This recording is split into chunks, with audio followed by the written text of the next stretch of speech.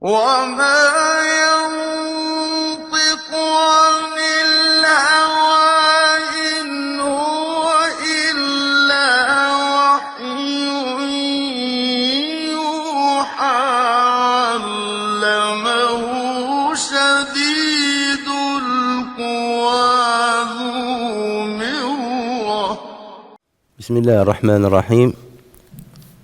بسم الله الرحمن الرحيم، والصلاة والسلام على أشرف المرسلين سيدنا محمد وعلى آله وصحبه أجمعين. اللهم علمنا ما ينفعنا وانفعنا بما علمتنا وزدنا علما يا أرحم الراحمين. Donc aujourd'hui nous allons aborder la 20e rubrique ainsi que la 21e. La 20e ça va aller un peu plus vite puisque on a déjà vu ce hadith là et on l'a commenté dans son intégralité. Et là l'imam al-Bukhari rahimahullah va prendre uniquement une partie de ce hadith qui nous intéresse. Donc il a intitulé cette rubrique Babu Ifsha'i Salami min al-Islam. Wa qala Ammar thalathun man jama'ahunna faqad jama'a al-iman al-insafu min nafsik wa badlu as-salami lil-alam wal-infaqu min al-iqtar. Je sais pas, il y a un écho.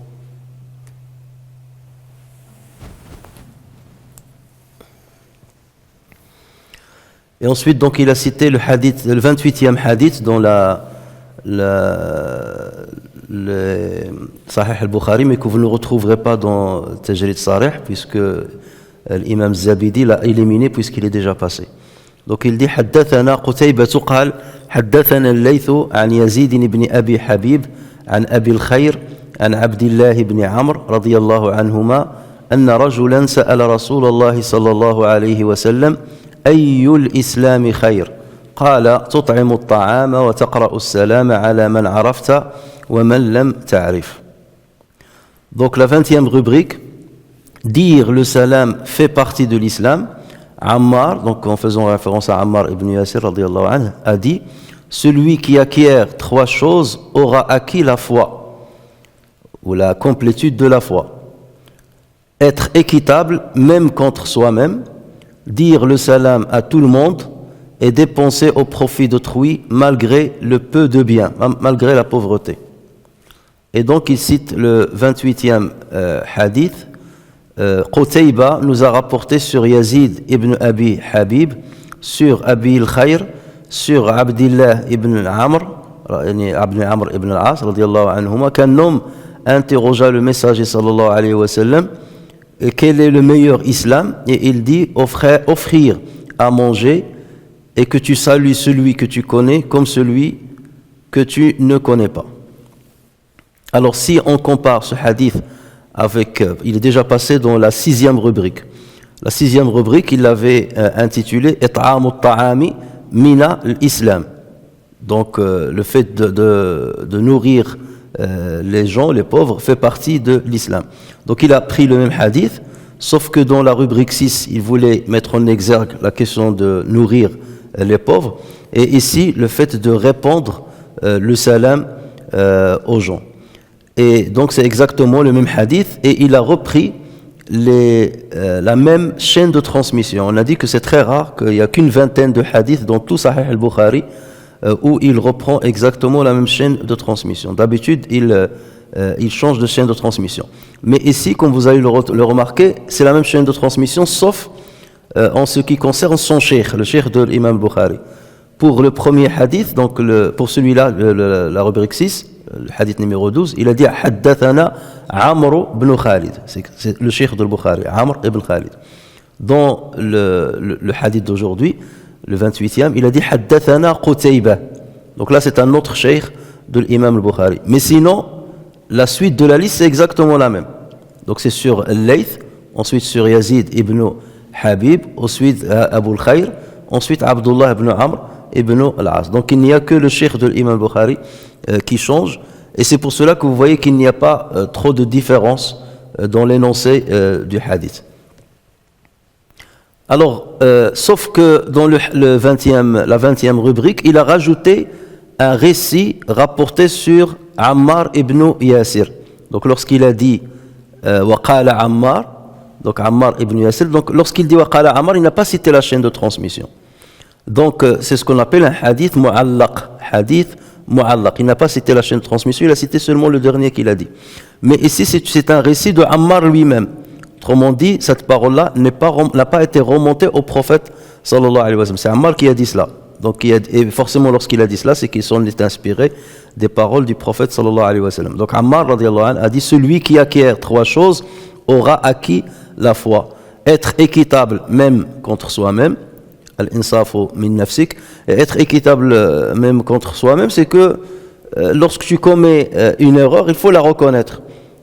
Et tu as commis par exemple une injustice envers quelqu'un, il faut reconnaître que tu as commis une injustice envers quelqu'un. Mais pour arriver à ce degré-là, c'est que on a atteint un certain degré de foi, puisqu'on est toujours enclin à penser que tout ce qu'on a fait est correct et que l'erreur vient toujours des autres.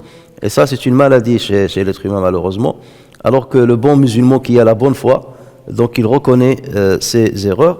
Ou l'insaf aussi, certains disent, l'insaf c'est le fait d'accomplir ses devoirs envers Allah, tabaraka wa ta'ala, accomplir ses devoirs envers soi-même, envers son entourage, du plus proche au plus lointain. Donc ça aussi, il y a certains qui l'ont expliqué comme ça. Wa badlu salami li al-alam, c'est le fait de répandre le salam à tout le monde. Et salam, on a déjà expliqué, répondre salam pas seulement, il est déjà par la salutation bien entendu, mais le penser aussi dans son cœur et dans l'acte qu'on fait envers les autres. Et on s'est étalé sur le fait de saluer même le non-musulman, et on a expliqué que l'islam appelle aussi à saluer les non-musulmans, et que certains hadiths, il faut les prendre par rapport au contexte de guerre qui était à l'époque et ne pas les répondre à notre époque ou envers n'importe qui. Et ensuite, il a dit wal-iqtar wal-infaq min al-iqtar, et le fait de dépenser même lorsqu'on a peu de biens ou même lorsqu'on on est pauvre. Ammar ibn Yasir radiyallahu anhu, c'est un des grands compagnons du prophète sallallahu alayhi wa sallam. Il avait à peu près le même âge que le prophète sallallahu alayhi wa sallam. Il était un peu plus âgé que le prophète sallallahu alayhi wa sallam. Il était né en l'an 56 avant l'Hijra. 56 avant l'Hijra. Donc à l'Hijra, il avait 56 ans. Pendant que le prophète sallallahu alayhi wa sallam avait 53-54 ans. C'est pour cela dans les films, il se trompe lorsqu'il le présente comme un jeune homme qui était en train de subir les supplices de Quraysh. Au contraire, il avait l'âge du prophète sallallahu alayhi wa sallam. Lorsqu'il subissait les supplices, il avait au moins 47 ans. Puisque sa mère a été tuée en l'an 7 avant le Hijra. Donc Ammar, son père c'est Yasir ibn Amir, qui est d'origine qahtanite, de Yémen. Et Yasir ibn Amir était venu à la Mecque avec 2 de ses frères parce qu'ils cherchaient leur 4e frère. Ils avaient perdu leur 4e frère et ils le cherchaient partout. Parce qu'il y avait les guerres et tout cela, donc on prenait parfois les gens comme prisonniers, on en faisait des esclaves. Et donc il était venu à la Mecque pour chercher son frère, il l'a pas trouvé. Ses 2 frères ont rebroussé chemin, ils sont revenus au Yémen, et lui il s'est installé à la Mecque. Et il est devenu l'allié de Abu Hudhayfa al-Makhzoumi, de Banu Makhzoum. Et Abu Hudhayfa al-Makhzoumi lui a fait marier son esclave, qui s'appelait donc Soumayya bintul Khayyat. Certains disent le Khabbat, mais c'est le Khayyat. Donc il l'a fait marier avec Ammar, avec Yasir ibn Amir, et ils ont donné naissance à Ammar ibn Yasir. Et dès qu'il est né, Abu Hudhayfa a affranchi Soumayya. Il est devenu affranchi, mais il vivait avec Banu Makhzoum. Et donc, ils se sont tous les 3 convertis à l'islam, ainsi qu'un frère à Ammar qui s'appelait Abdullah. Il avait un autre frère, mais qui est mort avant l'islam.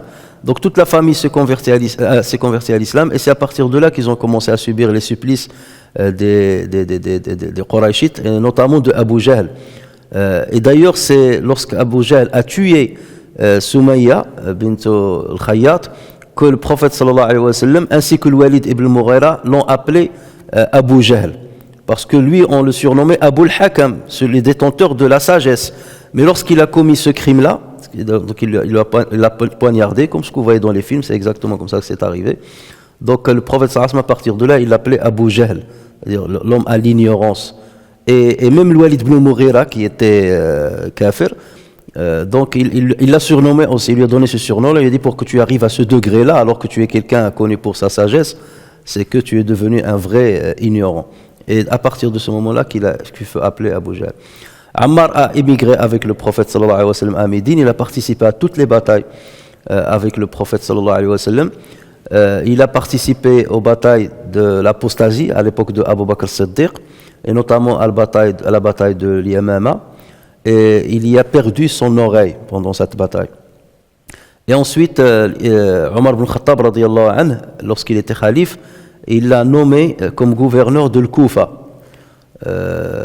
Et donc, à l'époque de Ali ibn Abi Talib, donc, lui, il était du clan de Ali ibn Abi Talib. Il a combattu auprès de Ali ibn Abi Talib contre ses ennemis. Donc, il a participé à la bataille de Jamal contre Talha et Zubayr et Aïcha. Il a participé à la bataille de Siffin et il avait 94 ans. C'était en l'an 37 de l'Hégire. 94 ans. Et il combattait auprès de Ali ibn Abi Talib. Et c'est là où il a été tué, dans cette bataille. Et le prophète sallallahu alayhi wa sallam lui avait dit une fois, Ammar taqtuluhu al-fi'atul baghiyah. Ammar sera assassiné par le clan qui est injuste, ou le clan qui n'est pas dans son droit. Et justement, lorsqu'il a été tué dans cette bataille, c'est là où les gens ont su que la vérité était du côté de Ali ibn Abi Talib, et non pas du côté de Muawiyah ibn Abi Sufyan. Donc ça, c'est un aperçu sur Ammar. Et donc, sa parole, on ne la remonte pas au prophète sallallahu alayhi wa sallam, mais elle respecte ce que dit le prophète sallallahu alayhi wa sallam d'une manière générale. Donc, vous voyez, l'imam al-Bukhari, lorsqu'il cite un hadith, il le reprend à peu près avec, déjà avec le même énoncé, la chaîne de transmission change de peu. Donc, il soutient avec un autre récit qu'il présente dans le titre de la rubrique. Donc là, il veut mettre le poids sur la question de répondre as-salam à tout le monde, et cela, on l'a déjà expliqué. Ensuite, on va passer à la 21e rubrique, Babu kufrani al-ashir wa kufrin duna kufrin fihi an Abi Sa'id al-Khudri radiyallahu anhu an al-Nabi sallallahu alayhi wa sallam. Ensuite, il a cité le hadith 29 qui porte le numéro 27 dans le Tajrid Sarih. Donc il dit, rahimahullah, Haddathana Abdullah ibn Maslama, il s'agit de l'Qa'nabi, عن مالك عن زيد بن أسلم عن عطاء بن يسار عن ابن عباس رضي الله عنهما قال النبي صلى الله عليه وسلم أريت النار فإذا أكثر أهلها النساء يكفرن قيل أيكفرن بالله قال يكفرن العشير ويكفرن الإحسان لو أحسنت إلى إحداهن الدهر ثم رأت منك شيئا قالت ما رأيت منك خيرا قط. Donc la 21e rubrique, il a intitulé l'ingratitude envers l'époux. Il y a ingratitude moins grave qu'une autre ingratitude. Donc là c'est le kufr duna kufr, ingratitude moins grave qu'une autre ingratitude. Sur ce sujet, Abu Sa'id al-Khudri rapporte un hadith tenu du prophète sallallahu alayhi wa sallam, mais il ne cite pas le hadith. Donc il dit sur ce propos, Abu Sa'id al-Khudri rapporte un hadith sur le prophète sallallahu alayhi wa sallam, mais il ne le cite pas. Et c'est à nous de deviner de quel hadith il s'agit, parce qu'il va le citer dans d'autres rubriques. Et ensuite il cite le hadith qui nous intéresse, le 29e. Abdullah ibn Maslama nous a rapporté sur Malik. Alors Abdullah ibn Maslama, c'est le Qa'nabi. Et le Qa'nabi était l'élève, un des grands élèves de l'imam Malik. Il y a une anecdote le concernant, c'est que lui au départ il ne transmettait pas le savoir. Il apprenait de l'imam Malik, mais il ne donnait pas. Voilà. Et celui qui ne donne pas ce qu'il a appris, son savoir ne sert à rien. Allahumma inna na'udhu bika min ilmin la yanfa'. Et jusqu'à un jour où il a fait un rêve où quelqu'un a dit que les savants se lèvent. Il y avait une grande assise, il leur a dit que les savants se lèvent et se rapprochent de moi. Et tout le monde s'est levé, il s'est rapproché de lui. Et lui, il s'est levé aussi pour se rapprocher de celui qui a lancé l'appel. Il lui a dit, pas toi tu restes là-bas. Il lui a dit, pourquoi? Il lui a dit, tu ne fais pas partie de l'ulama que j'appelle, auquel je fais appel. Il lui a dit, mais si, parce que c'était un savant. Il lui a dit, non, parce que toi, tu ne transmets pas le savoir. Tu ne transmets pas le savoir. Et donc le lendemain matin, dès qu'il s'est réveillé, c'est là où il a commencé à transmettre le savoir, à transmettre le hadith et à s'activer dans ce domaine. Donc, l'imam Bukhari dit Abdullah ibn Maslama, Al-Qa'nabi, donc l'élève de Malik, nous a rapporté sur Malik ibn Anas, sur Zayd ibn Aslam, sur Ata ibn Yasar, sur Ibn Abbas. Donc, le rapporteur de ce hadith, Ibn Abbas, radiallahu anhu, qu'il dit le prophète sallallahu alayhi wa sallam a dit on me fit voir l'enfer et j'ai trouvé que la plupart de ses habitants étaient des femmes ingrates. On lui demanda sont-elles ingrates envers Dieu? Est-ce qu'elles sont non reconnaissantes envers Dieu? Et il répondit elles sont ingrates envers leur mari et méconnaissant les bienfaits prodigués par eux, c'est-à-dire par leur mari. Car si tu es généreux envers l'une d'elles toute la vie, puis elle trouve de ta part la moindre des choses, elle renie tout ce que tu as reçu et dit jamais tu ne m'en as fait du bien. Alors, commençons déjà par le titre de cette rubrique. L'ingratitude envers l'époux. Après, il dit il y a ingratitude moins grave qu'une autre ingratitude. Kufrin duna kufr. Ce qu'il faut comprendre, on a déjà vu que les obéissances, at-ta'at, les actes bénis que nous accomplissons, on les appelle iman. At-ta'at, tusamma bil iman. Donc, ceci sous-entend que, à l'opposé, les désobéissances, on les appelle le kufr. La prière, on l'appelle iman. Siyam, iman. Tout ça, on peut le surnommer iman. C'est la foi. Donc, les désobéissances sont considérées comme le kufr. Et ici, le prophète sallallahu alayhi wa sallam va parler de l'ingratitude de la femme envers l'époux. Il a appelé ça kufr. Sauf que c'est un kufr qui ne ressemble pas à le kufr envers Allah Azza wa Jalla. C'est pour cela qu'on lui a dit, les femmes qu'il a vues qui sont nombreuses dans l'enfer, ils lui ont dit, est-ce qu'elles sont ingrates envers Allah? Il a dit non, ils sont ingrates envers leurs époux. Donc là, le prophète sallallahu alayhi wa sallam a utilisé la signification littéraire du mot kufr. Parce que le kufr, c'est quoi? C'est cacher quelque chose. Ou kafara, ça veut dire il a caché la vérité, ou il a caché la foi. Et donc, à partir de là, c'est ce que veut dire l'imam al-Bukhari par ce hadith-là. Ça veut dire que parfois, le prophète peut citer le terme de l'kufr, mais il ne veut pas parler de l'kufr envers Dieu. C'est pour cela qu'il dit une ingratitude en dessous d'une autre. C'est comme lorsqu'on dit nifaq, l'hypocrisie, il y a la grande hypocrisie et il y a la petite hypocrisie. La grande hypocrisie, c'est de ne pas croire en Dieu et donner l'impression qu'on croit à Dieu.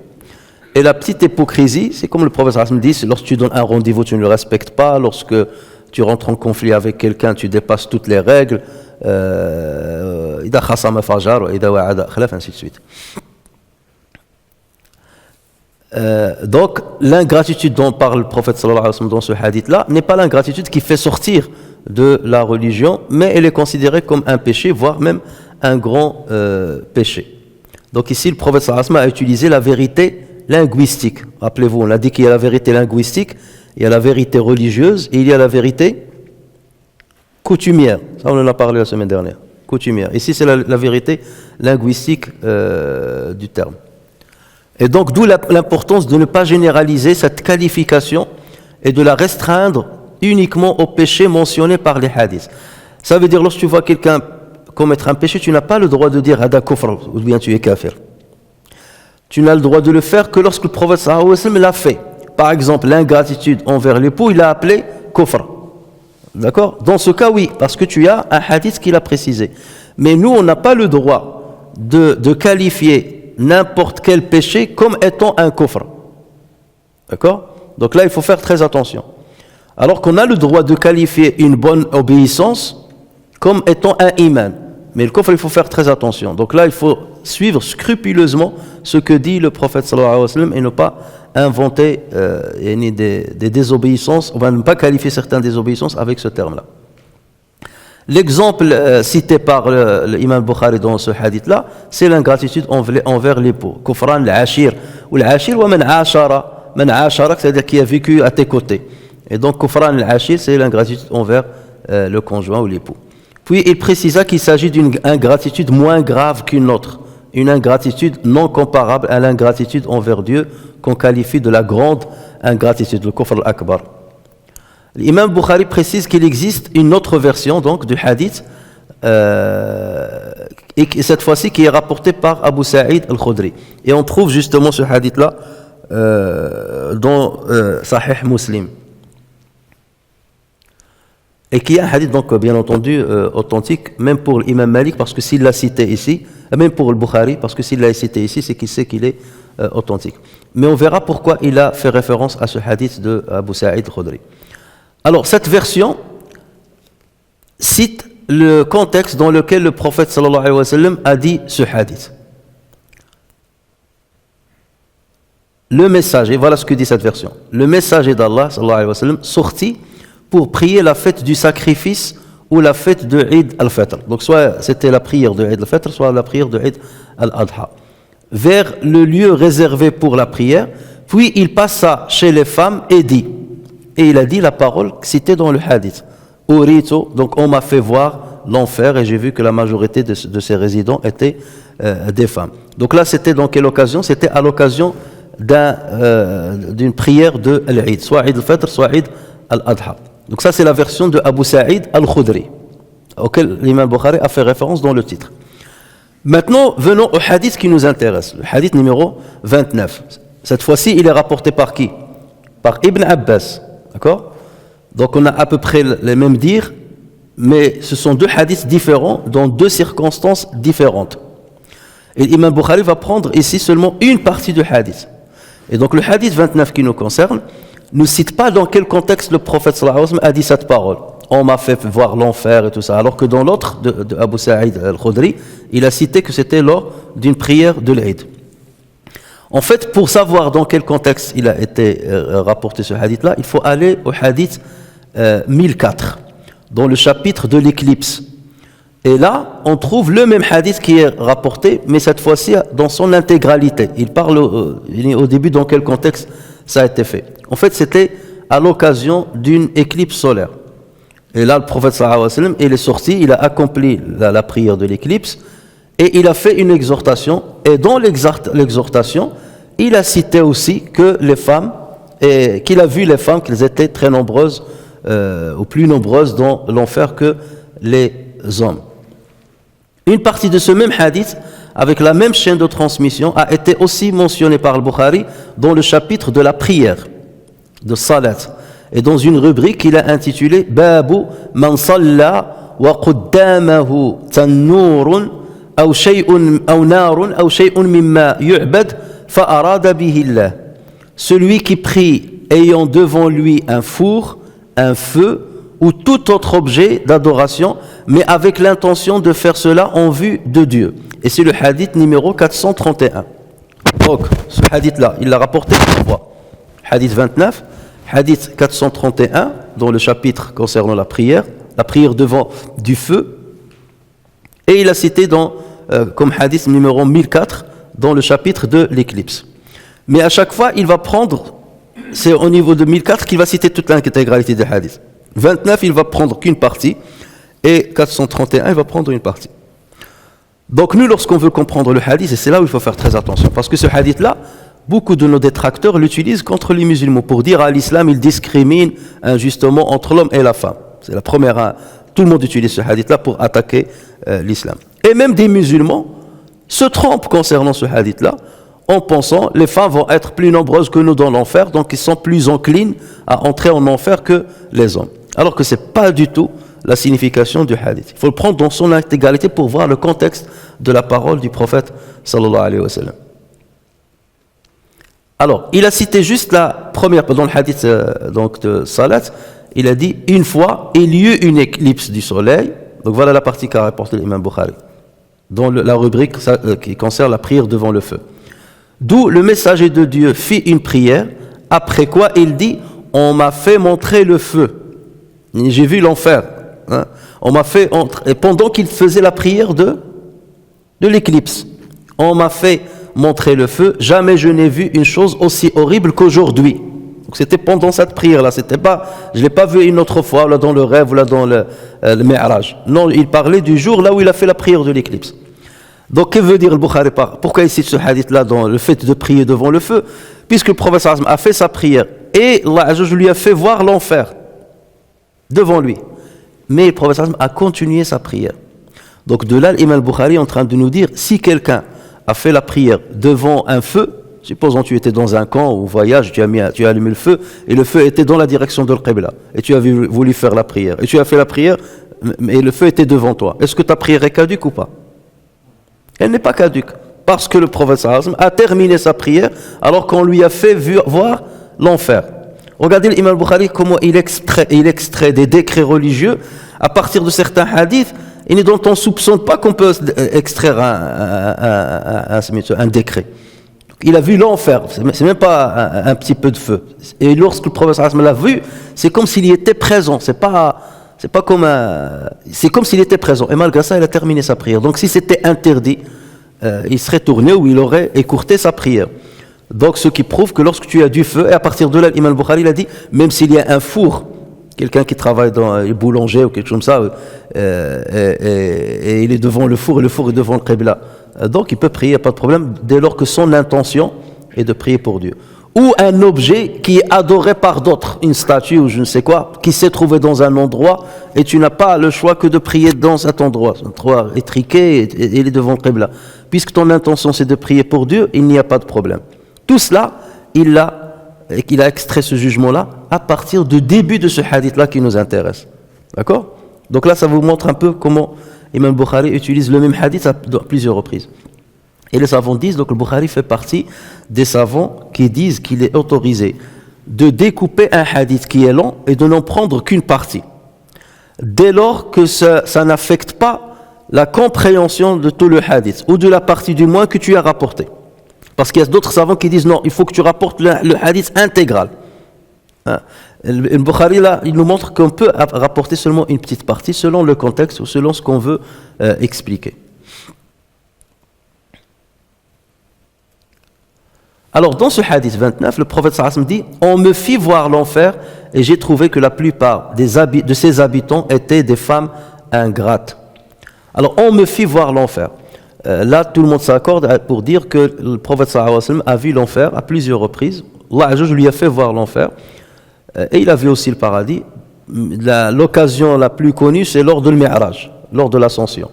Mais il y a eu d'autres occasions, soit dans le rêve, Allah Azza wa Jalla lui fait voir l'enfer, ou dans ces circonstances, celui de la prière de l'éclipse, Allah Azza wa Jalla lui a fait voir l'enfer en direct pendant la prière.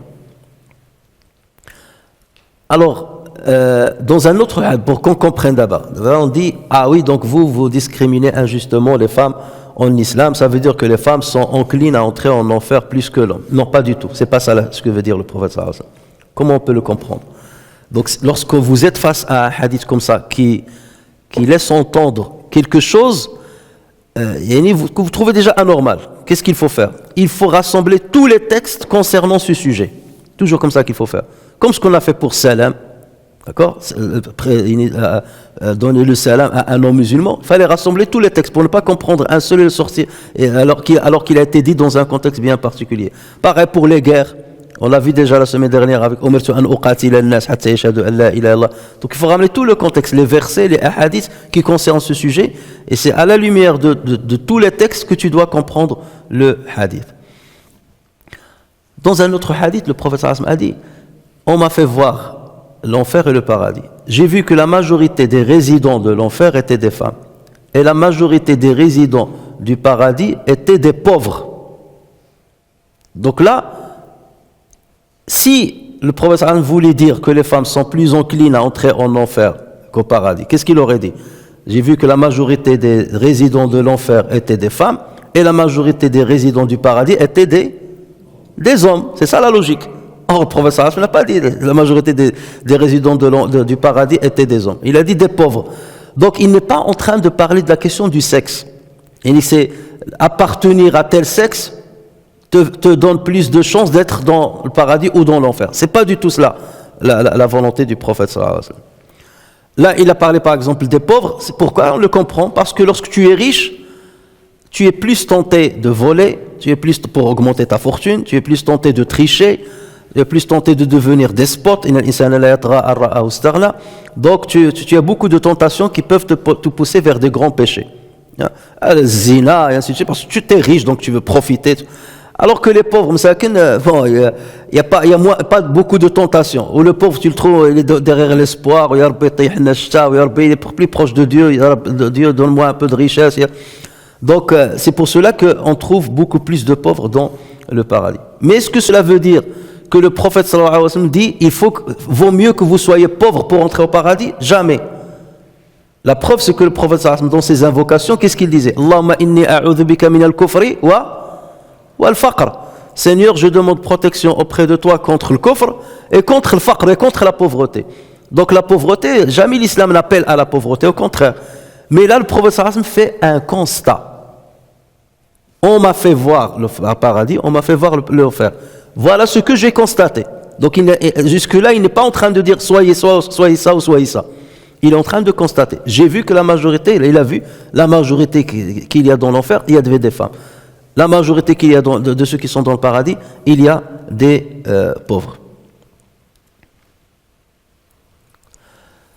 Donc, ce qu'il faut comprendre sur l'islam, c'est la mécréance et les péchés qui font entrer en enfer. Et c'est la foi et les bonnes actions qui, par la grâce d'Allah Azza wa Jal, font entrer au paradis. C'est cela. C'est pas le sexe auquel tu appartiens, c'est pas l'argent que tu as, pas du tout. C'est tes œuvres et ta foi. C'est ça qui va te faire entrer au paradis ou bien en enfer. Donc, à partir de là, il faut ramener tous les textes concernant la femme pour qu'on voit est-ce que le prophète sallallahu alayhi wa sallam ici est en train de nous dire que les femmes sont plus enclines à entrer en enfer. Il faut ramener tous les textes. Et c'est sur la base des textes qu'on dit non, voilà la vision de l'islam. Donc le texte, la parole du prophète sallallahu alayhi wa sallam, il faut la comprendre dans un contexte différent. Voilà notre conviction, c'est avec la majorité des textes. Lorsqu'on entend Allah Azza wa Jal dire وَمَنْ يَعْمَلْ مِنَ الصَّالِحَاتِ مِنْ ذَكَرٍ أَوْ أُنْثَى وَهُوَ مُؤْمِنٌ فَأُولَٰئِكَ يَدْخُلُونَ الْجَنَّةَ وَلَا يُظْلَمُونَ فَتِيلًا. Et quiconque, homme ou femme, fait de bonnes œuvres tout en étant croyant, les voilà ceux qui entreront au paradis et on ne leur fera aucune injustice, fût-ce d'un creux de noyau de date. Donc là, il insiste, homme ou femme. Donc il n'y a pas de discrimination entre les hommes et les femmes concernant le deux là. Deuxième verset. Allah Azza wa Jal dit وَلَهُنَّ مِثْلُ الَّذِي عَلَيْهِنَّ بِالْمَعْرُوفِ. Elles ont les droits équivalents à leurs obligations. Ça c'était lorsqu'il parlait de at-talaq. Allah Azza wa Jal dit aussi فَاسْتَجَابَ لَهُمْ رَبُّهُمْ أَنِّي لَا أُضِيعُ عَمَلَ عَامِلٍ مِّنْكُمْ مِنْ ذَكَرٍ أَوْ أُنْثَى بَعْضُكُمْ مِنْ بَعْضٍ. Leur Seigneur les a alors exaucés en disant en vérité, je ne laisse pas perdre le bien que quiconque parmi vous a fait, homme ou femme, car vous êtes les uns des autres. Les hommes viennent des femmes et les femmes viennent des hommes. Voilà, donc pour Allah Azza wa Jal, vous êtes pareil. Le prophète sallallahu alayhi wa sallam confirme cela en disant إِنَّمَا النِّسَاءُ شَقَائِقُ الرِّجَالِ. Les femmes sont les sœurs jumelles ou les homologues des hommes. Hadith rapporté par Ahmed Tirmidhi et Abu Daoud. Le prophète sallallahu alayhi wa sallam a même cité certains privilèges qu'ont les femmes et dont les hommes sont démunis. Il y a certains privilèges qui permettent aux femmes d'entrer plus facilement au paradis que les hommes. Et c'est l'inverse de ce qu'on peut penser. Regardez, lorsque le prophète sallallahu alayhi wa sallam dit إِذَا صَلَّتِ الْمَرْأَةُ خَمْسَهَا وَصَامَتْ شَهْرَهَا وَحَفِظَتْ فَرْجَهَا وأطاعت زوجها قيل لها ادخلي الجنة من أي الأبواب شئت. Lorsque la femme prie ses 5, ça veut dire ses 5 prières, elle jeûne son mois, ça veut dire le mois du Ramadan, elle préserve sa chasteté et elle obéit à son mari. Obéir à son mari, ça ne veut pas dire comme un esclave. Obéir à son mari dans ce qui plaît à Dieu, dans ce qui plaît à Dieu, dans ce qui est juste, dans ce qui est correct. Elle obéit à son mari, c'est-à-dire ils vont dans le même sens. On lui dira le jour du jugement, entre au paradis par n'importe laquelle des portes que tu veux. Il y a combien de portes dans le paradis? Il y en a 8. Et il y a la porte Rayyan des jeûneurs, il y a la porte de ceux qui font beaucoup de prières surérogatoires. Rayyan, c'est pour ceux qui font beaucoup de jeûnes surérogatoires. Il y a la porte de l'Hajj, il y a la porte de l'Jihad, il y a la porte... 8 portes. Normalement, pour qu'un homme puisse emprunter une porte, il faut qu'il accomplisse les les adorations surérogatoires concernant la caractéristique de cette porte. Tu veux entrer par Rayyan, tu dois être parmi les grands jeûneurs qui jeûnent le lundi, le jeudi, l'Ayyam al-Bayd. Si tu veux rentrer par cette porte, tu veux rentrer par telle porte, il faut. La femme, non, on lui exigera pas ça. S'il respecte ces 4 choses que le prophète sallallahu alayhi wa sallam a citées, elle viendra, on lui dira choisis la porte que tu veux. Même si tu n'as pas fait beaucoup de jeûnes surérogatoires, tu peux rentrer par Rayyan. Mais l'homme, non, il faut qu'il accomplisse beaucoup de jeûnes surérogatoires pour le faire. Donc là, c'est un privilège donné à la femme pour qu'elle entre au paradis plus facilement que l'homme. Donc ça va à l'inverse du hadith, enfin de ce qu'on peut comprendre du hadith du prophète sallallahu alayhi wa sallam. Donc le problème, il est dans notre compréhension, c'est pas dans la parole du prophète sallallahu alayhi wa sallam qu'on va expliquer. Lorsqu'un jeune homme est venu voir le prophète sallallahu alayhi wa sallam pour lui dire « Je veux participer à al-jihad avec toi, à tes côtés, aller au jihad », le prophète sallallahu alayhi wa sallam, il lui a dit « Est-ce que tu as une mère ?» Il n'a pas posé une question sur le père. Là, il y a une discrimination positive à l'endroit des femmes. Il lui a dit « Est-ce que tu as une mère ?» Il lui a dit « Oui ». Il lui a dit « Ilzamha fa inna al-jannata inda rijliha » Ne va pas avec nous dans le jihad, reste à côté de ta mère parce que le paradis est à côté de ses pieds. Et il n'a jamais dit cette parole-là concernant les hommes. Donc là, c'est une discrimination à l'avantage des femmes contre les hommes. Le prophète sallallahu alayhi wa sallam a dit « Kullu mra'atin matat wa zawjuha anha radin dakhalati al-jannah » Toute femme qui meurt alors que son mari est content d'elle entrera au paradis. Une femme qui meurt, où son mari il était satisfait d'elle. Masha'Allah, il s'est comporté bien avec lui, tout ça. Pour cela, elle va entrer au paradis. Donc vous voyez, ça veut dire qu'il a dû donner le maximum d'elle pour maintenir le couple, pour plaire à son mari, pour que le couple soit protégé, la famille soit protégée. Ça lui fait valoir le paradis. Et ça, le prophète ne l'a pas dit à l'homme, concernant l'homme. Et plusieurs textes, donc on ne va pas tarder là-dessus, plusieurs textes prophétiques informent donc sur la discrimination positive envers les femmes concernant le paradis, la facilité d'entrer au paradis. Par ailleurs, on a des textes qui montrent que les résidents de l'enfer sont beaucoup plus nombreux que les résidents du paradis. Et il y a des hadiths qui disent c'est 10 sur 100, des hadiths qui disent de 10 sur 1000. Il y a 10 sur 1000 personnes qui vont entrer au paradis. Ou le reste, c'est dans l'enfer. Donc ça, les hadiths montrent que donc, il y a plus dans l'enfer de personnes, hommes et femmes, indépendamment de sexe, que dans le paradis. Donc ça, on a une certitude là-dessus. Mais maintenant, la question qui se pose, comment alors expliquer que les femmes sont plus nombreuses dans l'enfer que les hommes? Pourquoi le prophète a dit cette parole-là? Et en tout cas, ça n'a rien à voir avec ce que disent les détracteurs et les musulmans qui ne connaissent pas leur religion.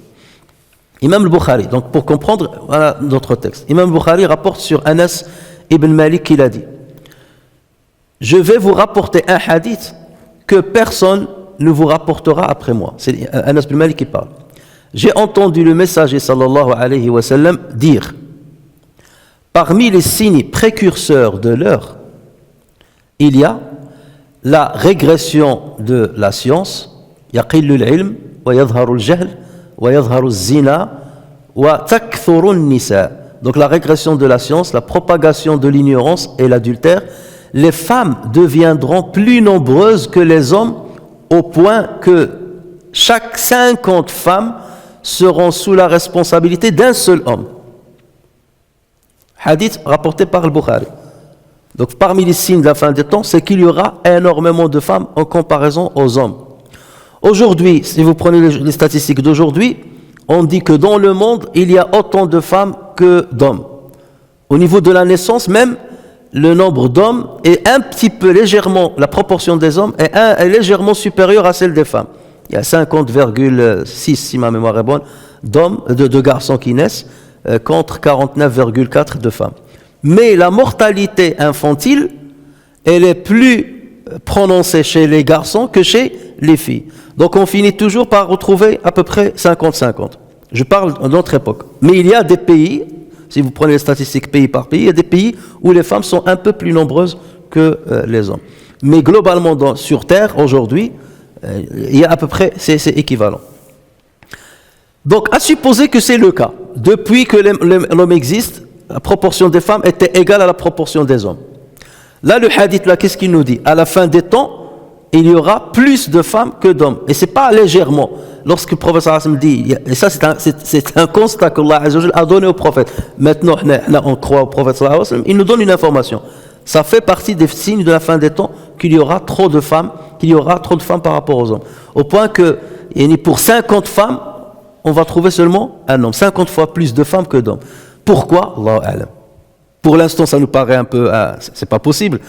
Mais regardez avec ce qui nous arrive aujourd'hui. Hein, vous avez vu avec le virus et ainsi de suite, toute l'avancée génétique, le travail sur le génome, sur la génétique et tout ça. Qui sait qu'il arrive un problème, ou un virus, ou là on invente un virus, ou je ne sais quoi, qui va tuer plus d'hommes que de femmes. Une épidémie qui va tuer plus d'hommes que de femmes. Tu as le chromosome Y, ça va te poser un problème. Et donc c'est plus les femmes qui vont subsister. Et on sait maintenant que les femmes vivent plus longtemps que les hommes. Ça c'est scientifiquement établi. Ici en France par exemple, c'est clair et net. La femme elle peut dépasser 86 ans. Il y a 8 centenaires femmes et en face on trouve seulement 2 centenaires hommes aujourd'hui. Il y a 8 centenaires sur 10 sont des femmes. Et il n'y a que 2 sur 10 qui sont des hommes. Donc les femmes vivent plus longtemps. Donc c'est un rapport avec leurs gènes. Ils sont avantagés par rapport aux hommes. Et ça c'est connu. Voilà une discrimination positive pour les femmes qu'Allah Azza wa Jalla a créée dans leur génome.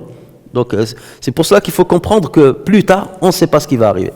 Donc à supposer qu'il y avait la parité depuis le début des êtres humains jusqu'à la fin. Donc le jour du jugement, qui sera plus nombreux, les femmes ou les hommes? Qui seront plus nombreux? Ce sont les femmes, puisque à la fin des temps, ils seront 50 fois plus nombreuses que les hommes.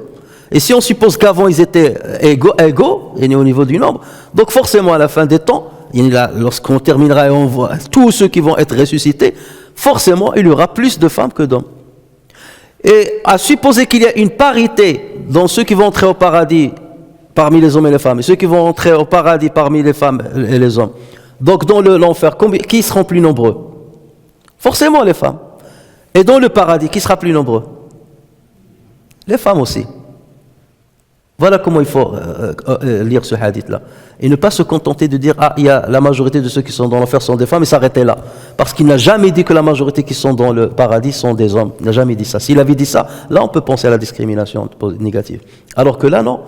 Tous les textes vont dans le sens que la majorité des habitants du paradis aussi sont des femmes, et non pas des hommes. Et on va le voir. Imam Muslim, hadith sahih donc, rapporte sur Ibn Sirin, rahimahullah, que des gens se sont disputés à son époque, mais les compagnons étaient encore vivants. Les gens ont commencé à disputer qui seront plus nombreux, justement cette question-là. Les femmes ou les hommes dans le paradis, qui seront plus nombreux, les femmes ou les hommes? Et les gens ont commencé à se disputer. Ils ont dit, on va aller voir Abu Huraira pour lui poser la question. Il était encore vivant. Donc ils sont allés voir Abu Huraira. Et ils lui ont dit, on se dispute. Certains disent c'est les hommes qui seront plus nombreux que les femmes au paradis, les autres disent que c'est les femmes.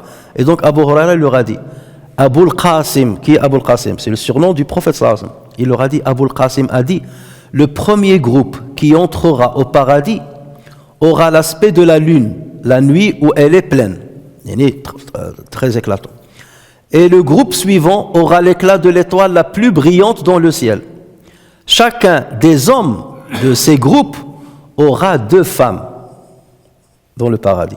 Chacun des hommes de ces groupes aura 2 femmes, si belles qu'à travers la chair de leurs jambes, on apercevra la moelle de leurs os. Le célibat n'existera point au paradis. Donc là, ce hadith-là, d'une manière explicite, ce hadith authentique sur le prophète sallallahu alayhi wa sallam, dit que chaque homme dans le paradis aura 2 femmes. Ça veut dire que les femmes sont 2 fois plus nombreuses que les hommes dans le paradis. 2 fois plus nombreuses que les hommes. Donc s'il y a discrimination, c'est plus vis-à-vis des hommes et pas vis-à-vis des femmes comme on peut le penser. Et ça, c'est la réponse justement aux détracteurs de l'islam et même à des musulmans qui ont mal compris le hadith. Donc c'est ce que je dis ici. Ainsi, on comprend que de l'ensemble de ces hadiths, que les femmes seront plus nombreuses que les hommes, aussi bien dans le paradis que dans l'enfer. Les femmes ne sont donc pas enclines à commettre les péchés plus que les hommes. Donc cette accusation est fausse. Et l'islam n'a jamais discriminé négativement les femmes. Jamais. Au contraire, il leur donne plus d'avantages. Ils sont positivement discriminés par rapport aux hommes. Et dans le hadith de Abu Sa'id al-Khudri, auquel fait référence l'imam Malik dans son titre, il est dit, le messager d'Allah est sorti prier pour la fête du sacrifice ou la fête de Eid al-Fitr vers le lieu réservé pour la prière. Puis il passa chez les femmes et dit, ô vous les femmes, soyez généreuses en dons. Soyez généreuses en dons. Car il m'a été donné de voir que la majorité des habitants de l'enfer sont des femmes. Donc comment comprendre ce hadith dans son contexte? Là c'était pendant la prière de l'Eid. Et vous savez très bien, la prière de l'Eid, qu'est-ce qu'on fait? On accomplit d'abord 2 rak'at, d'une manière particulière, et ensuite on accomplit le prêche. Et là, l'Eid, tout le monde sort pour accomplir l'Eid. Les enfants, les femmes, les hommes. Alors que pour la prière du vendredi, les femmes ne sont pas obligées de venir à Al-Jumu'ah. D'accord? Donc là, le prophète sallallahu alayhi wa sallam a profité de cette occasion où tout le monde est là. Et là, il voulait lancer des messages très forts. Donc il a fait son khutbah qui était adressé à tout le monde. Ensuite, en partant, il est passé par les femmes qui priaient derrière. Et en passant par elles, il leur a réservé un discours. Donc c'est parce qu'il passait par elles qu'il était en train de leur parler. Ce qu'il a dit, il n'a pas dit, il est allé aux hommes pour leur dire. Non, il est passé par les femmes. Et donc comme l'occasion s'est présentée, elles sont là. Donc je vais leur donner une exhortation les concernant. Et c'est pour cela qu'il va citer ce péché-là. C'est celui de l'ingratitude envers l'époux. C'est quoi l'intention du prophète sallallahu alayhi wa sallam? C'est de corriger les femmes. C'est de leur montrer, vous pouvez avoir... Et cette ingratitude, il peut se trouver chez l'homme aussi. Et on va voir qu'il y a dans d'autres contextes et d'autres textes qui vont parler, s'adresser aux hommes. Donc ce qui est dit aux hommes est dit aux femmes, à pied d'égalité. Mais là, comme il s'adressait aux femmes, donc c'est pour cela qu'il leur a dit, donnez de l'argent. Et d'ailleurs, on a dit, dès que le prophète a terminé sa parole, les femmes, ils ont commencé à enlever leur qurut, ça veut dire leur boucle d'oreille, l'or qu'ils avaient, les bracelets, et ils donnaient fi sabilillah, après la parole du prophète. Donc il leur a dit, donnez de l'argent, parce que là, on m'a fait voir l'enfer et j'ai vu que la majorité des résidents de l'enfer sont des femmes. Ça veut dire, je ne veux pas que vous soyez dans l'enfer. Protégez-vous de l'enfer. Pour ne pas faire cela, donc donnez plus d'aumône. Et c'est là où on lui a dit, mais pourquoi, c'est quoi la raison de tout ça? Et il a cité Takfurna al-Ashir. Et dans ce hadith-là, plutôt, celui-là c'est dans celui de l'Eid, il leur a dit, vous souhaitez souvent la malédiction aux autres et vous êtes ingrate envers vos maris. Et ça c'était une pratique très répandue à l'époque et même à notre époque où les femmes ils maudissent les autres. Allah in'alik. Allah in'alik, ça veut dire tu invoques Dieu pour qu'il donne sa malédiction à l'autre. Et parfois, vous avez des mamans, et tout ça, c'est des pratiques malheureusement répandues, où les mamans, dès qu'elle est en colère contre son enfant, parce qu'elle est toujours là en train de courir autour d'eux, Allah in'alik, c'est Allah in'alik, agi Allah in'alik. Et donc, tukthirna al-la'n. Ça, le prophète voulait qu'elles arrêtent ce péché-là. Donc il est en train de vouloir pour elle le bien. Il n'est pas dans une posture où il est en train de les fustiger, vous êtes ceci, vous êtes... Non, il est en train de les corriger. Alors attention, beaucoup de femmes seront dans l'enfer. Pourquoi? Vous avez cette particularité. Vous êtes ingrate envers vos maris. Ça veut dire corrigez-vous sur ces 2 points-là pour ne pas être parmi celles qui seront dans l'enfer. Alors si le prophète sallallahu alayhi wa sallam cite ces 2 attitudes négatives, c'est parce qu'elles ont de mauvaises conséquences dans la société. Malédiction. Si Dieu exauce ton vœu, sa malédiction va tomber sur ton fils, ou sur ton frère, ou sur un tel, ou sur un tel. Donc ça a des conséquences graves. L'ingratitude envers l'époux, qu'est-ce qu'elle provoque? Elle provoque des tensions dans le couple. Et cette ingratitude, quand est-ce qu'elle apparaît? C'est lorsqu'il y a des petites frictions entre l'homme et la femme, et elle lui dit, j'ai jamais vu le bien chez toi. Hein? Lorsqu'elle va dire ça, ça le provoque lui. Il dit, mais attends, regarde tout le bien que j'ai fait, les cadeaux que j'ai fait, je souviens au couple, je suis ceci, je suis ceci. Oui, elle dit, non, j'ai jamais vu le bien sur toi. Et il y a cette attitude-là, justement. Et ça, on le sait, ça, c'est pas une question, c'est connu même dans la psychologie humaine et ainsi de suite, c'est que les femmes, elles archivent les problèmes. Lorsque tu as eu un problème avec ta femme, elle l'archive et elle te le sortira un jour ou l'autre. Même si vous vous êtes réconciliés. Lorsqu'il y a problème, elle ouvre tous les archives et elle va te dire, tu te rappelles lors de mariage, ta femme, ta soeur, ce qu'elle m'a fait, ou ta mère, ouais, ça fait 40 ans qu'on est mariés, tu me sors encore le mariage. Hein? ou l'orchestre que vous avez choisi, c'est pas celui que ma mère a choisi, et te sortira tous les tiroirs. Après, vous vous réconciliez, et elle ferme les tiroirs, mais tout est là. Hein? Et lorsqu'il y a le problème, elle sort ça. Et ça, c'est réel. Moi, en tant qu'imam, je vois les couples énormément. Et c'est répandu cela. C'est que dès qu'il l'homme il oublie le problème, ça y est, il tourne la page. Mais la femme, non. Elle stocke les problèmes, elle archive, et elle le sort. J'ai jamais vu le bien. Après, tu lui poses des questions. Et t'as pas fait ça. Oui, mais et t'as pas fait ça. Il a pas. Non, mais oui, mais. Et c'est ça que le prophète, c'est ça qu'il veut corriger. Ou c'est quoi le but du prophète? C'est maintenir la paix dans le couple. Tout ça, c'est pour maintenir la paix dans le couple. C'est pas pour dire vous êtes mauvaise, vous êtes ceci. Pas du tout. C'est pour corriger une attitude qui cause des dégâts dans les couples. Et forcément, ça cause des dégâts, ça a des répercussions sur les enfants, sur la vie familiale, le divorce et ainsi de suite. Donc, pour corriger cela, le prophète a profité de cette occasion qu'il est en face des femmes pour leur prodiguer ce conseil. Et lorsqu'il est avec les hommes, il ne les ménage pas, rassurez-vous. Les hommes aussi, le prophète les exhorte avec force dans le même sens. Et on va le voir. Regardez ce que le prophète dit par exemple aux hommes. لا يفرق مؤمن مؤمنة إن كره منها خلقا أحب منها الآخر. Qu'un croyant n'hérite pas une croyante. S'il déteste en elle un comportement, il en aimera d'autres. Ça veut dire, il est en train de dire aux hommes, là, il s'adresse aux hommes, n'héritez pas votre épouse. Vous avez détesté un comportement chez elle, mais rappelez-vous des bons comportements, ne soyez pas ingrats. Hein? Rappelez-vous qu'elle a d'autres choses qui sont bonnes. Donc, pendant la période du conflit, mettez devant vos yeux que ce qui est bien chez votre partenaire. Ne pensez pas au mauvais. Donc, il est en train de dire la même chose aux hommes. Ne soyez pas ingrats envers vos femmes. Tu as détesté ce comportement. Ben, rappelle-toi du bien qu'elle t'a fait. Où elle s'est occupée de toi, elle s'est occupée de tes enfants, où vous étiez dans la douceur et ainsi de suite. Tout ça, ne l'oublie pas. Donc ne frite pas. Pense au bon comportement. Donc vous voyez, c'est la même chose qu'il a dit aux hommes, il l'a dit aux femmes. Sauf que là, il était devant les femmes, donc il s'adressait à elles directement. Le prophète sallallahu alayhi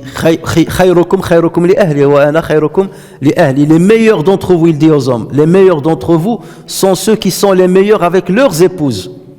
Et je suis le meilleur d'entre vous avec mes épouses. Donc là, c'est une parole. Qu'est-ce qu'on va dire là? Il discrimine les hommes. Si il donne les mêmes conseils. Le meilleur d'entre vous, ça veut dire soyez bien avec vos épouses. Plus vous êtes bien avec vos épouses, plus vous êtes les meilleurs musulmans. Donc vous voyez la référence. Donc ça, c'est à l'avantage, bien entendu, des femmes. De plus, Allah Azza wa Jal, dans le Coran, il va dans le même sens. Allah Azza wa Jal dit وَعَاشِرُوهُنَّ بِالْمَعْرُوفِ et comportez-vous envers elles avec bienfaisance. Comportez-vous envers elle avec bienfaisance. Si vous avez de l'aversion envers elle durant la vie commune, il se peut que vous ayez de l'aversion pour une chose où Allah a déposé un grand bien. فَإِنْ كَرِهْتُمُوهُنَّ فَعَسَىٰ أَنْ تَكْرَهُوا شَيْئًا فَعَسَىٰ أَنْ تَكْرَهُوا شَيْئًا وَهُوَ خَيْرٌ وَيَجْعَلُ اللَّهُ فِيهِ خَيْرًا كَثِيرًا. Donc là, Allah Azza wa Jalla est en train de dire, et il arrive des moments où tu as marre de ton mari, ou là tu as marre de ton épouse, ça arrive dans le couple. Donc là, je lui dis attention, même si tu as de l'aversion, là tu es en colère contre elle, il se peut qu'Allah Azza wa Jalla fasse du bien en elle.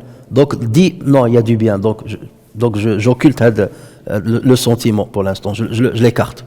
Donc le Coran va dans le même sens pour tout le monde.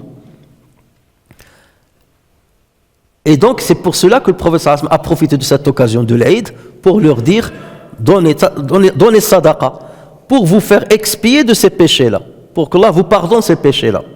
Corrigez-vous et donnez sadaqa, comme ça si vous avez déjà fait ces comportements, Dieu vous pardonnera. Et dans le hadith de Ibn Abbas, le hadith 29, le prophète sallallahu alayhi wa sallam, là, il a profité de l'occasion de l'éclipse solaire. Donc pareil, l'éclipse, ça n'arrive qu'une fois tous les tremblements de terre. Donc là, tout le monde est sorti pour faire cette prière. Donc le prophète sallallahu alayhi wa sallam a profité de la présence de tout le monde, hommes et femmes, alors que dans le Jumu'ah, lors de la prêche du vendredi, il n'y a pas toutes les femmes. Parce que les femmes ne sont pas obligées de venir à le Jumu'ah. C'est les hommes qui sont obligés de venir. Donc là, le prophète sallallahu alayhi wa sallam, en fait, il profite de l'occasion où les femmes sont nombreuses et présentes, parce qu'il est toujours avec les hommes. Les femmes est rarement avec les femmes. Et c'est l'occasion. Donc c'est pour cela qu'il a fait un long prêche, des exhortations, et dans l'exhortation, il a profité de la présence de toutes les femmes pour donner aussi ce message-là. D'accord?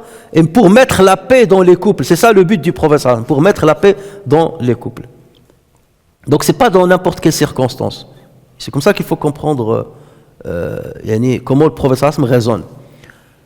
Donc il dit, on me fit voir l'enfer. Il dit beaucoup de choses, parmi lesquelles on me fit voir l'enfer. Et j'ai trouvé que la plupart de ses habitants étaient des femmes ingrates. On lui demanda, sont-elles ingrates envers Dieu? Et il dit, elles sont ingrates envers leur mari, en méconnaissant les bienfaits prodigués par eux. Car si tu es généreux envers l'une d'elles toute la vie, regardez ce qu'il est en train de parler de qui? Il est en train de parler de femmes dont les hommes se comportent avec elles avec bienfait toute la vie. C'est pas un homme qui est tordu, qui est égaré. Non, c'est un homme qui fait du bien avec sa femme toute sa vie. Et malgré cela, dès qu'elle trouve la moindre, de la part de son mari, la moindre des choses, elle renie tout ce qu'il lui a fait de combien. Donc vous voyez là déjà, il suppose que le mari était bienfaisant envers sa femme depuis toujours. Et malgré cela, elle lui dit, tu n'as jamais... C'est là où le professeur il est en train justement de sermonner ce genre de femme. Et non pas n'importe quelle femme, bien entendu. Ou normalement la femme qui est croyante, qui accomplit le bien. On a vu les hadiths, Allah Azza wa Jalla lui dit, les portes du paradis sont prêtes pour toi, et vas-y. Donc là on parle d'une catégorie de femmes qui causent des problèmes, et ça indépendamment, en musulman ou pas musulman, lorsque vous voyez les litiges conjugaux, c'est beaucoup à cause de ça. Dans la colère, on devient ingrat, on oublie tout le bien que notre partenaire nous a fait. Et c'est comme ça que les provocations commencent, et la surenchère commence, et c'est comme ça qu'on arrive au divorce. Et après quoi, on se rend compte que c'était pour rien, c'était de la surenchère, et après on dit, ouais, mais il avait ça bien, oui, il était bien comme ça, on a passé de bons moments. Allah, je le dis, n'oubliez pas tout le bien qui vous a unis. Donc c'est cela que le professeur voulait souligner. Donc le prophète sallallahu alayhi wa sallam, ce qu'il faut comprendre, c'est qu'il invite chaque conjoint, homme ou femme, à juger l'autre au vu de ce qui est meilleur dans son comportement envers lui et ne pas montrer de l'ingratitude à la moindre erreur. Sinon, celle-ci risque d'être considérée comme un grand péché. Cette ingratitude, kufra al-ashir, peut devenir un grand péché. Pourquoi? Lorsque ça provoque des catastrophes dans le couple, le divorce, le déchirement familial, les enfants qui n'ont plus de père ou mère, voilà, tout cela, le prophète sallallahu alayhi wa sallam veut préserver sa communauté, et c'est pour cela qu'il profite de chaque occasion pour le faire rappeler aussi bien aux hommes qu'aux femmes. Et la question du nombre, donc, n'a rien à voir avec une discrimination par rapport aux femmes. Ça a à voir avec le nombre d'hommes et le nombre de femmes qui vont passer sur cette terre-là. Et il y aura plus de femmes qui vont passer sur cette terre que d'hommes. Et donc forcément, vu la parité, il y en aura plus dans le paradis et il y en aura plus dans l'enfer également. Donc c'est comme ça qu'il faut comprendre le hadith. Et nos détracteurs donc, ont absolument tort de penser que l'islam discrimine négativement les femmes. Allah tabaraka wa ta'ala an yu'allimana ma yanfa'una wa yanfa'ana bima 'allamana wa yazidana 'ilma innahu 'ala dhalika qadir bil ijabati jadir subhana rabbika rabbil izzati 'amma yasifun wa salamun 'alal mursalin walhamdulillahi rabbil alamin.